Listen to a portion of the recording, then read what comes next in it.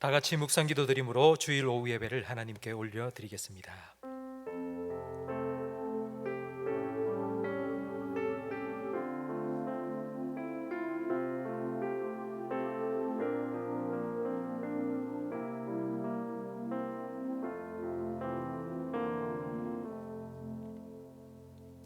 하나님은 여기시니 예배하는 자가 영과 진리로 예배할지니라. 아멘.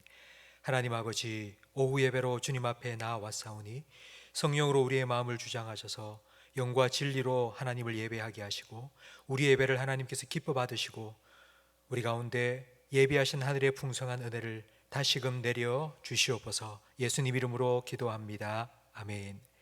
찬송가 452장 함께 찬양드리겠습니다.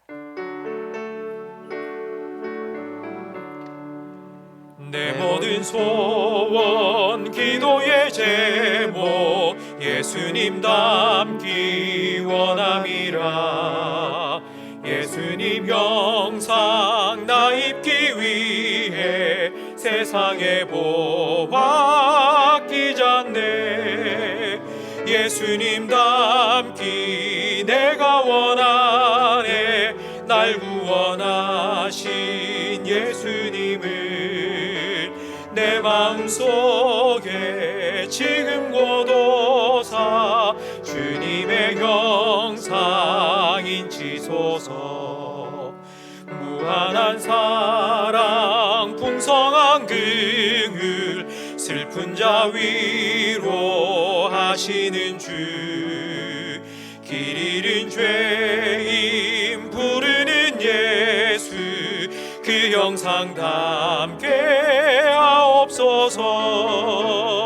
예수님 닮기 내가 원하네. 날 구원하신 예수님을 내 마음속에 지금 고도사 주님의 형상 인치소서.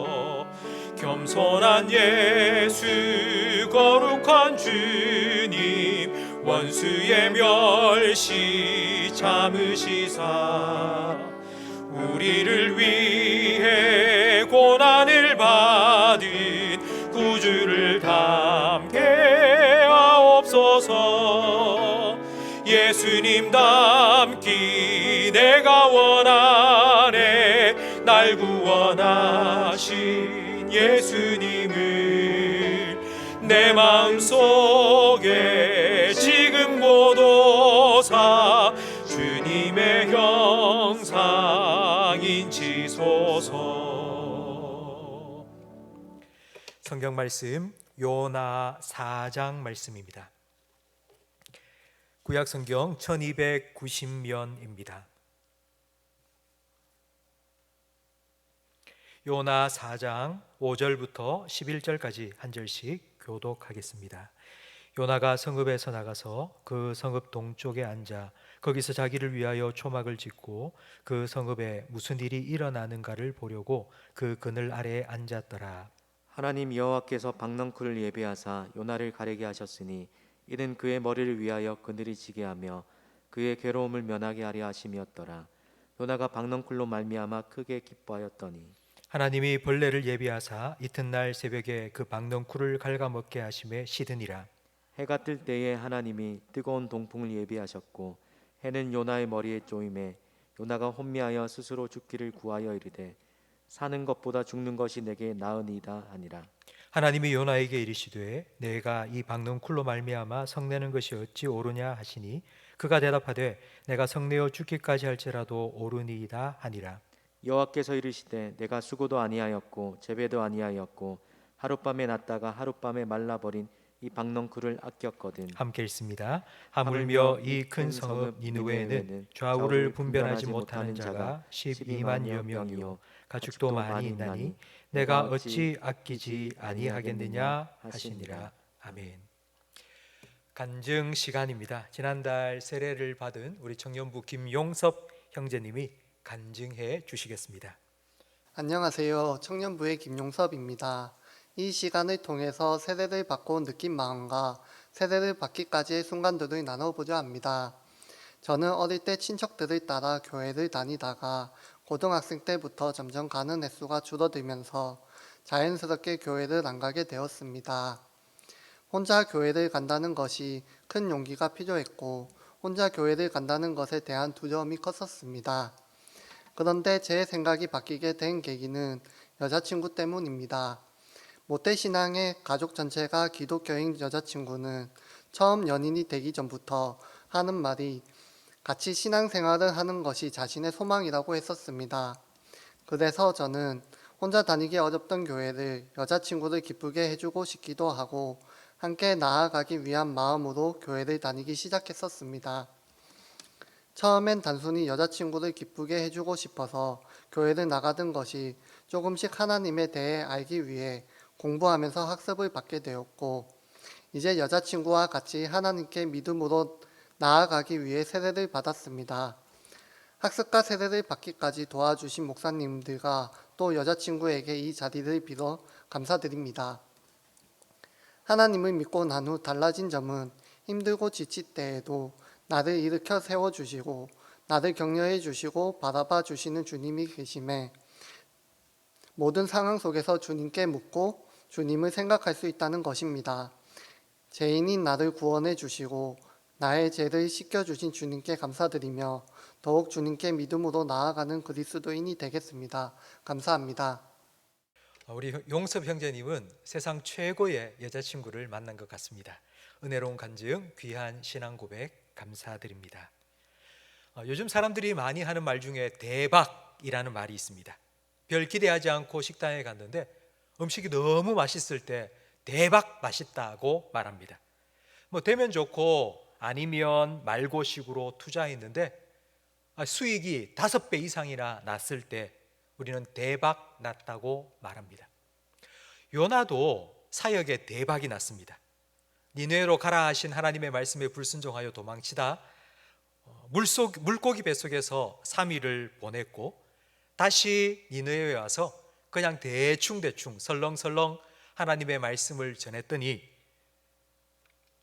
하루 만에 니느웨의 왕으로부터 평민에 이르기까지 모든 사람들이 다 베옷을 입고 회개했습니다. 이때 대박 났다 하며 기뻐하고 좋아해야 합니다. 그런데 4장 1절에 보면 요나는 오히려 그 반대입니다. 하나님께 화를 냈습니다. 분노라는 건 불의를 만났을 때 나오는 자연적인 반응입니다. 불의라는 것은 옳지 못한 일, 잘못된 일입니다. 그러니까 누구에게 화를 낸다는 건 그 사람이 옳지 못한 일, 잘못을 저질렀기 때문입니다. 그런데 하나님께 요나가 지금 화를 내고 있습니다. 그 말은 요나 생각에 하나님이 뭔가 단단히 잘못했기 때문입니다. 하나님이 잘못한 것, 요나 생각에 하나님이 잘못하신 것은 니느웨를 심판하지 않은 것입니다. 하나님께서 니느웨를 심판하지 않으신 이유는 회개했기 때문입니다. 회개했기 때문에 하나님께서 심판을 내리지 않으신 것이 불의, 잘못된 것이고 그게 화내야 할 일이라면 우리가 회개하고 용서받고 구원받은 것도 분명히 화내야 되고 이 구원이 취소되어야 되는 잘못하신 일이라고 생각할 수 있습니다. 그렇다면 요나는 왜 이토록 니느웨의 심판을 원했던 것일까요? 우리 한국 사람은 그 누구보다도 요나의 마음을 잘 이해할 수 있습니다. 왜냐하면 이스라엘과 니느웨의 관계는 우리나라와 일본의 관계와 비슷하기 때문입니다. 일본이 우리나라를 침략했듯이 니느웨도 이스라엘을 침략했습니다. 요나는 민족의 원수 니느웨가 하나님의 심판을 받고 멸망당하기를 간절히 원했습니다. 요나가 하나님께서 분명히 니느웨로 가라 했지만 오히려 정반대인 다시스로 도망친 이유가 하나님의 말씀을 잘하지 않고 그래서 죄 가운데 니느웨 사람들이 멸망당하기를 원했기 때문입니다. 이게 요나의 진심이었습니다. 그래도 그렇지 명색이 선지자인데 하나님의 사람인데 설마 사람이 멸망당하기를 원했을까라고 생각할 수 있지만 3장 말씀에 보면 요나의 진심이라는 것을 알 수 있습니다. 3장에 물고기 뱃속에서 나와 니느웨로 가서 다시 하나님의 메시지를 전한 요나의 그 말을 들어보면 요나의 메시지는 반쪽짜리였습니다. 하나님의 심판은 분명히 말했지만 그러나 회개하면 하나님 용서해 주신다는 메시지는 쏙 빼놓았습니다. 물고기 뱃속에까지 들어갔다가 다시 살아나온 요나였지만 그러나 온전한 순종이 아니라 마지못해서 마음속에는 니느웨 사람들이 멸망당했으면 좋겠다, 하나님 반드시 저들을 멸망시키면 좋겠다 라는 마음으로 니느웨 사람들에게 하나님의 말씀을 전한 것입니다. 이렇게 대충대충 설렁설렁 하나님의 말씀을 전했는데도 모든 니느웨 사람들이 회개했습니다. 하나님께서는 그들의 회개를 받으시고 그들에게 내리기로 작정하신 심판을 거두셨습니다. 요나는 이것 때문에 하나님께 화가 났습니다. 니느웨가 멸망당하지 않은 것 때문이기도 하지만 니느웨에게 심판을 내리지 않는 하나님께 화가 났던 것입니다. 그래서 4장 3절 말씀에 보면 요나는 하나님께 차라리 나를 죽여주십시오 라고 말합니다. 아니, 이것 때문에 사내 중내 타령하는 요나의 꼴이 좀 우습게 보이기도 합니다. 하지만 요나가 한 일은 이완용과 같은 매국노의 짓입니다. 요나가 니느웨에 와서 하나님의 말씀을 전해서 니느웨 사람들이 회개하고 하나님의 심판을 면했다는 소식을 고국에 있는 자기 동족 이스라엘 백성들이 들었을 때 아마 이스라엘 사람들은 요나를 죽이려고 하지 않겠습니까? 고국에 돌아가서 더 큰 낭패를 당할 바에는 차라리 여기서 죽겠습니다 라고 요나가 하나님께 말한 것입니다. 요나의 마음이 충분히 이해되지 않습니까? 요나는 니느웨가 내려다 보이는 동쪽 언덕에 올라가서 초막을 짓고 이제 니느웨 성에 어떤 일이 일어나나 보자 하면서 앉아 있었습니다. 무슨 일이 일어나기를 원했을까요? 소돔과 고모라에 내린 심판과 같이 하나님께서 불과 유황을 쏟아부으셔서 니느웨를 멸망시키는 일이 일어나기를 아마 원했을 것입니다. 니느웨는 오늘날 이라크입니다. 중동 지역입니다. 낮이 되면 기온이 한 50도까지 오르는 아주 뜨거운 지역입니다.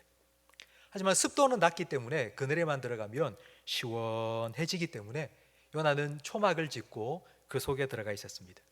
하나님께서는 박넝쿨을 자라게 하셨는데 그 초막 위에 박넝쿨이 덮여서 이중 그늘을 만들어 주셨습니다. 그 시원함이 2배가 되도록 하신 것입니다. 이에 대한 요나의 반응이 6절 말씀에 나와 있는데 요나가 박넝쿨로 말미암아 크게 기뻐하였다고 기록되어 있습니다. 하나님 때문에 기뻐한 게 아닙니다. 박넝쿨 때문에 기뻐한 것입니다. 여전히 요나의 마음속에는 하나님에 대한 이런 마음이 가득 차 있었던 것입니다.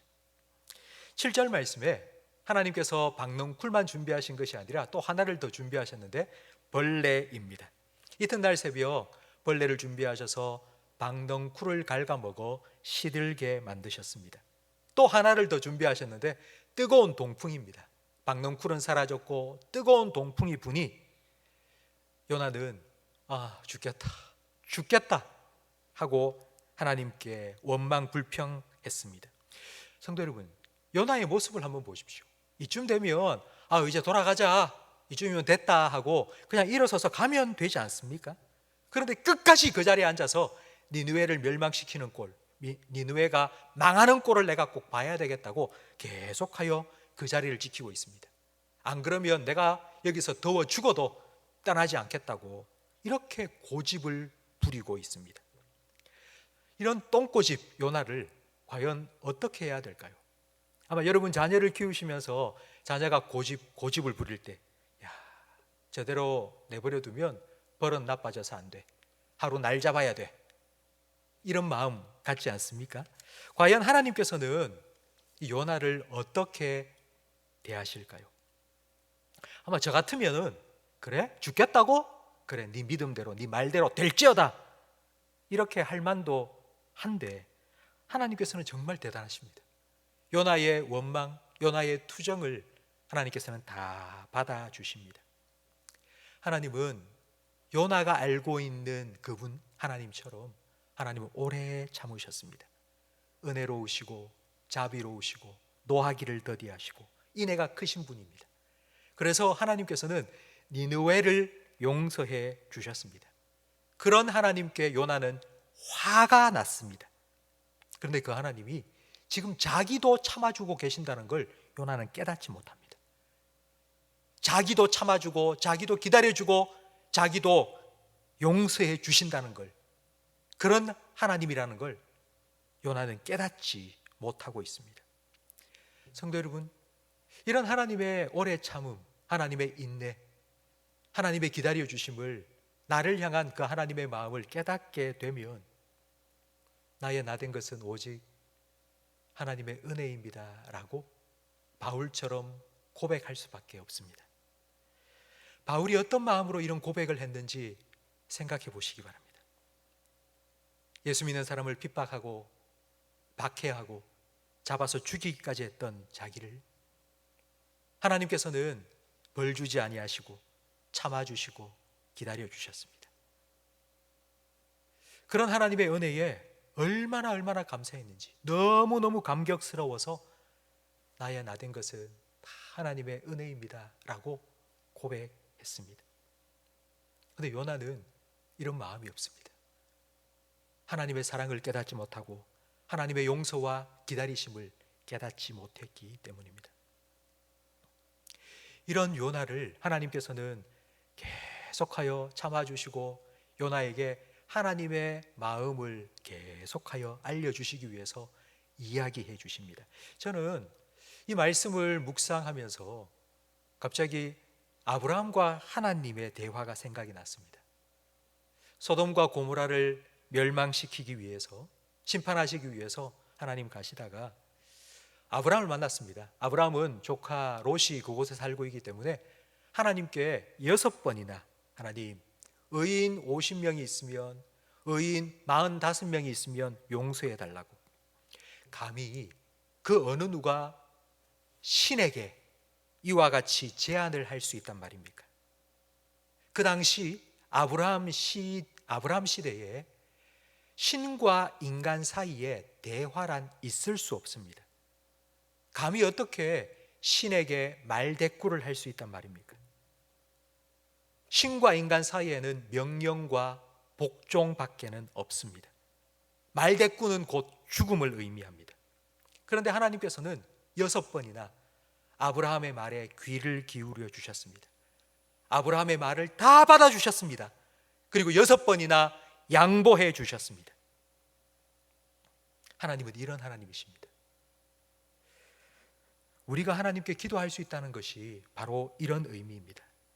우리가 우리의 마음을 터놓고 하나님께 내 모든 것들을 아뢰일 수 있는 이유, 그건 바로 하나님께서 우리의 기도에 귀를 기울이시고 들어주시기 때문입니다. 말 같지도 않은, 되지도 않은 그런 기도라 할지라도 하나님께서는 우리의 기도에 귀 기울이시고 들어주시기 때문에 우리는 하나님께 나아갈 수 있습니다. 하나님께서는 오늘 요나에게도 똑같이 대해 주십니다. 이 고집불통, 똥꼬집 요나도 하나님께서는 이렇게 해 주십니다. 성도 여러분, 우리는 요나서를 읽으면서 요나서의 주제가 선교다. 이방 민족 니느웨에 가서 하나님의 복음을 전하고 그들을 구원시킨 선교가 요나서의 주요한 주제요 메시지라고 생각을 합니다. 예, 맞습니다. 선교도 요나서의 아주 중요한 메시지입니다. 그러나 그것 못지않게 요나서의 아주 중요한 메시지가 있습니다. 그것은 12만여 명이 살고 있던 니느웨에 살고 있는 12만여 명의 생명만큼이나 하나님께서는 요나 한 사람도 귀하게 여기신다는 것입니다. 9절 말씀에 하나님께서는 이런 하나님의 마음을 요나에게 깨닫게 해주시기 위해서 이렇게 말씀하십니다. 요나야, 너 박넝쿨 때문에 이렇게 화를 내냐? 네가 이것 때문에 화내는 것이 옳으냐? 너는 박넝쿨 심지도 않았잖아. 너는 이거 자라게 물도 주지도 않았잖아. 이거 내가 자라게 한 거잖아. 그런데 이거 죽었다고 너 그렇게 아깝냐? 그렇게 화를 내니? 그러자 요나가 이렇게 말합니다. 예, 내가 성내어 죽기까지라도 옳습니다. 나 진짜 열받아 죽겠습니다. 더워 죽겠습니다. 라고 하나님께 대꾸했습니다. 그러자 하나님께서는 요나에게 그래? 이 니느웨 성에는 12만여 명이나 되는 내가 내 형상을 따라 창조한 영혼들이 살고 있단다. 내가 그들을 아껴서 그들에게 내릴 심판을 거두고 그들을 용서해 준 것이 너 그렇게 억울하니? 너는 어땠니? 너는 내 말 불순종하고 다시스로 도망갔다가 바다에 빠져 죽을 뻔했잖아. 너 죽도록 그냥 내버려 두는 것 사실 그게 마땅하지 않았니? 저는 이 말씀을 묵상하면서 한 가지 질문이 떠올랐습니다. 왜 하나님은 굳이 요나를 부르셨을까요? 요나밖에 없었습니까? 이스라엘의 선지자가 요나밖에 없었을까요? 하나님은 돌들을 들어서도 쓰실 수 있습니다. 말 잘 듣고 순종 잘하는 그런 선지자들도 많이 있었을 것입니다. 아니 그 중에 한 사람 불러 쓰시지 왜 이렇게 고집불통해 이렇게 말 안 듣고 불순종하는 요나를 하나님께서 부르신 걸까요? 요나는 하나님께서 말씀하셨는데도 순종하지 않았습니다. 물고기를 보내 구원해 주셨는데도 감사하지도 않았습니다. 참고 기다려 주셨는데도 깨닫지도 못합니다. 끝까지 하나님 앞에서 고집부리며 바락바락 대들고 있습니다. 니느웨 심판해 주십시오. 왜? 내가 보기에 저들은 나쁜 인간들이기 때문에. 하나님이 어떻게 생각하는지는 상관없고요. 니느웨 심판 받아야 됩니다. 내가 볼 때 저 사람은 심판 받아 마땅한 사람들입니다. 박넝쿨 살려주십시오. 왜? 나한테 필요하니까. 나한테 필요하니까. 요나는 지극히 자기중심적입니다. 자기중심성은 어린아이의 특징입니다. 하나님께서는 요나를 부르셨습니다. 왜? 요나의 이런 어린아이와 같은 자기중심성을 깨닫고 변화시키기 위해서, 고치기 위해서 하나님께서는 그를 부르셨고 니느웨로 보내셨습니다. 그리고 그를 위하여 폭풍을, 물고기를, 박넝쿨을, 벌레를, 뜨거운 동풍을 준비하셨습니다. 요나 한 사람을 변화시키기 위해서 하나님께서 준비하신 것들을 여러분 보십시오.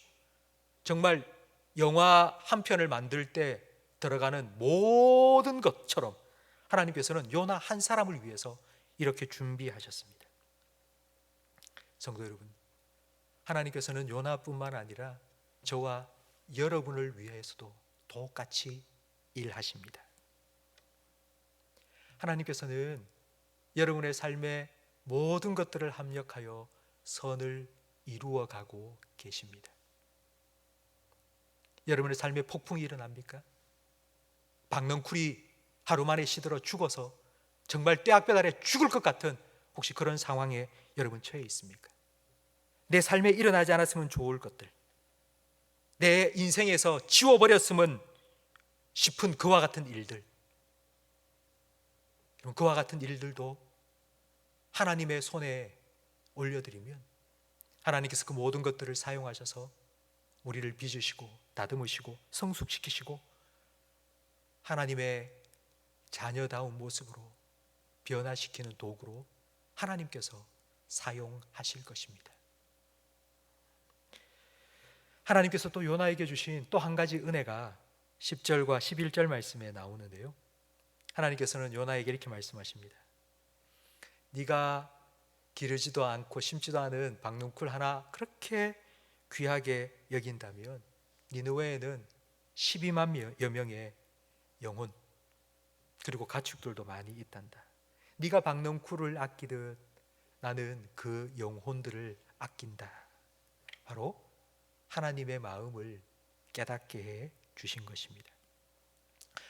요즘 요나와 같은 사람들이 참 많이 있는 것 같습니다. 최근 119 구급 출동에 관한 청원이 청와대 게시판에 올라온 적이 있습니다. 자기가 키우는 고양이나 개가 뭐 위급 상황일 때 119 전화하면 와서 내 개, 내 고양이도 좀 응급처치해 달라는 그런 청원이 올라온 것입니다. 왜 이런 청원이 올라왔는가 하면 119 구급대에서 그런 연락이 너무 많이 오니까 내 개가 아픕니다, 내 고양이가 아픕니다, 그래 빨리 와서 응급처치 좀 해주세요. 거기에 출동하다 보니 정작 다치고 병든 사고가 당해서 응급조치가 필요한 사람을 구조하는 일에 일손이 부족하게 된 것입니다. 그래서 사람을 구조하기 위해서 동물 구조는 받지 않기로, 동물 구조 신고는 출동하지 않기로 결정을 내렸습니다. 그래서 청와대 게시판에 청원이 올라간 것입니다. 저는 이 이야기를 뉴스를 통해 읽으면서 정말 자기 개, 자기 고양이를 사랑하는 만큼 한 사람을 생각하고 한 영혼을 사랑하는 마음이 오늘 우리에게 있는지 한번 물어보고 싶었습니다.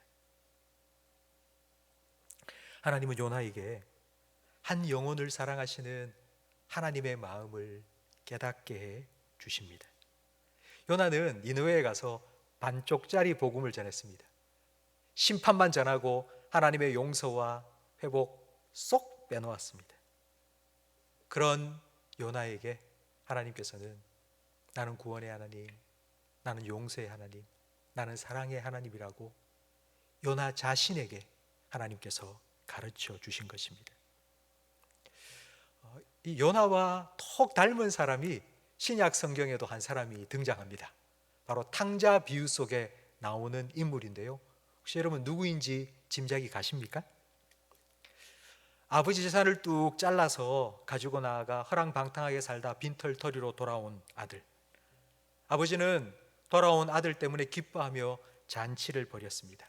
그때에 밭에서 일하다가 돌아온 형, 큰아들이 화를 냈습니다.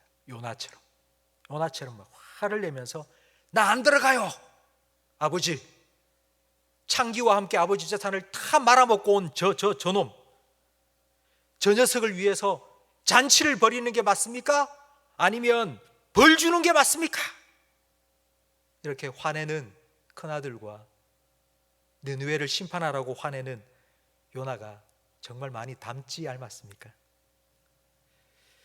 요나서는 하나님의 질문으로 끝납니다. 내가 저들을 아끼는 것이 옳지 옳지 아니하냐? 내가 어찌 저들을 아끼지 아니하겠느냐? 그러나 탕자 비유에는 하나님께서 분명하게 무엇을 원하시는지를 말씀해 주십니다. 누가복음 15장 32절 말씀을 우리 함께 읽어보겠습니다. 이 내 동생은 죽었다가 살아났으며 내가 잃었다가 얻었기로 우리가 즐거워하고 기뻐하는 것이 마땅하다 하니라. 아멘. 함께 기뻐하자. 네 동생이 돌아왔으니, 니느웨 백성들이 회개하고 심판을 면했으니 너 나하고 함께 기뻐하자. 이것이 하나님께서 요나에게, 큰아들에게, 그리고 우리에게 원하시는 것입니다. 하나님은 요나에게 두 가지 은혜를 베푸셨습니다. 첫 번째는 자기의 모습.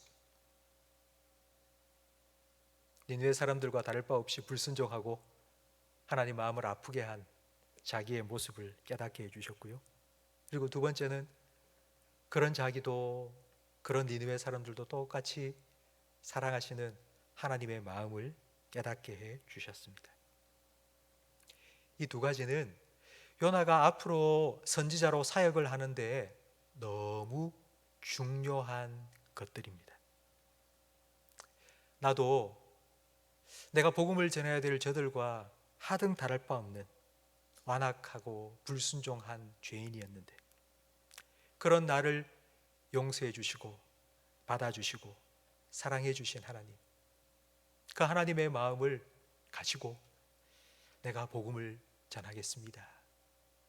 바로 이것이 복음을 전하면서도 힘들게가 아니라 기쁨으로 할 수 있는 원동력이기 때문입니다. 하나님께서는 먼저 우리 안에 기쁨이 있기를 원하십니다. 구원의 기쁨, 구원의 감격을 하나님 깨닫기를 원하셔서 먼저 내가 어떠한 상태였는지, 내가 어떠한 사람이었는지, 내가 어떠한 죄인이었는지 잊지 않고 깨닫기를 원하십니다. 그리고 그 기쁨을 다른 사람들과 함께 나누기를 원하십니다. 나 때문에 기뻐하셨던 하나님, 내가 구원받았을 때 그렇게 기뻐하셨던 하나님이 나로 인하여서 또 다른 한 영혼이 구원받게 될 때 그렇게 기뻐하실 거라는 걸 우리가 알고, 그렇게 하나님의 기쁨이 되며 하나님과 함께 기뻐하기를 원하십니다. 성도 여러분, 요나스를 통해서 하나님께서 우리에게 깨닫게 해주신 두 가지, 요나에게 깨닫게 해주신 두 가지와 같습니다. 나의 모습을 깨닫고, 그리고 하나님 아버지의 마음을 깨닫게 해주시는 것. 그렇게 하나님의 기쁨이 되길 기뻐하는 마음으로 한 영혼을 품고 그 영혼을 위하여서 기도하고, 그리고 복음을 전해서 하나님과 함께 기쁨을 누리는 저와 여러분들이 되시기를 주님의 이름으로 축원합니다. 오늘 말씀을 생각하시면서 아버지, 당신의 마음이 있는 곳에 나의 마음이 있기를 원해요. 함께 찬양 드리겠습니다.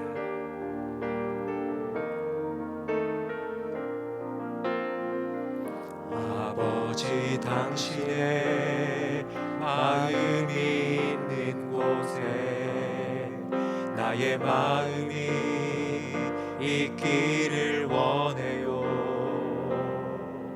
아버지, 당신의 눈물이 고인 곳에 나의 눈물이 고이길 원해요.